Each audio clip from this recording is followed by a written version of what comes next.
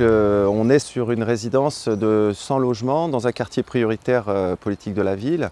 Et puis on avait un espace sans vocation. Donc qui dit sans vocation amène des usages un peu déviants. On avait pas mal de regroupements, de squats et de choses un peu illicites, qu'on va qualifier d'illicites, qui avaient une gêne par rapport aux habitants. Donc on avait un beau terrain finalement, sans rien. Donc on a fait appel à l'association Richter et l'idée ça a été d'écrire le projet avec eux, accompagné du Fonds d'innovation sociale, pour justement requalifier ces espaces-là, leur redonner sens et leur redonner un intérêt surtout pour les habitants. C'est un peu de la médiation par le jardin. On essaye de sensibiliser les gens à tout ce qui touche au jardin, leur faire penser que de faire pousser un pied de tomate, c'est pas si compliqué que ça. C'est des tomates sans produit, sans rien dessus. On essaie de les sensibiliser sur une autre façon de manger.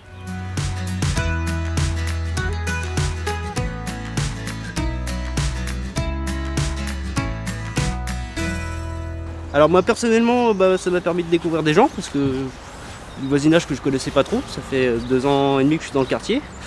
Donc c'est des gens qu'on croise mais qu'on ne parle pas forcément à nos voisins. C'est ces champignons ce qu'ils font. Pourquoi? Voilà. Pourquoi? Parce que moi je trouve que c'est bien, c'est la nature au moins qui revient à nous. Et récolter les fruits de son travail aussi, à travers des légumes, on est sur du bio, hein, donc ça permet gustativement d'apprécier quoi. Eh ben, c'est un quartier qui est très vivant depuis que ça a été installé. Ça a permis aux gens de se retrouver, c'est de créer du lien social. Et les gens s'arrêtent, redécouvrent ce qu'est la nature. Et ce fait de redécouvrir la nature, ça leur permet aussi de faire attention à la problématique par exemple des déchets. On retrouve moins de déchets dans le quartier depuis que la ferme urbaine est ici.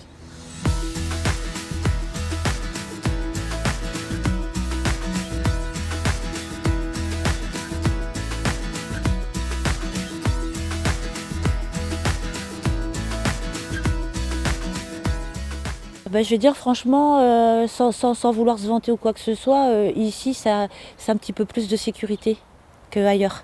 Toutes les cités sont un petit peu bien chaudes là, bien dangereuses même des fois, on va dire ça comme ça. Et on arrive à créer un lien avec les jeunes. Il faut qu'ils aient une passerelle pour se faire écouter ou qu'on voie qu'ils existent. Les difficultés d'aller sur l'espace public sont des vrais problèmes à la fois pour les bailleurs et à la fois pour les collectivités. Donc proposer des actions complémentaires à l'habitat sont essentielles aussi pour la réussite du travail des bailleurs. Pour les habitants, c'est des lieux de vie qui sont, je dirais, conviviaux, intéressants, un cadre de vie agréable.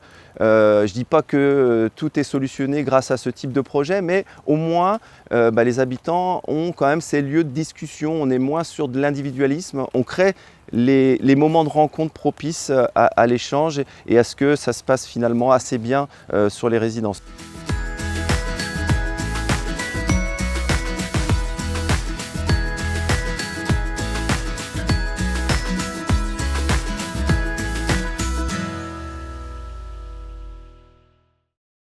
Peut-être qu'on sera amené à cultiver nos propres potagers parce qu'on n'aura pas le choix. Et bien à ce moment-là, les gens qu'on aura pu encadrer, qu'on aura pu accompagner, qu'on aura pu former, seront largement en capacité de le faire et d'avoir une autonomie alimentaire suffisante.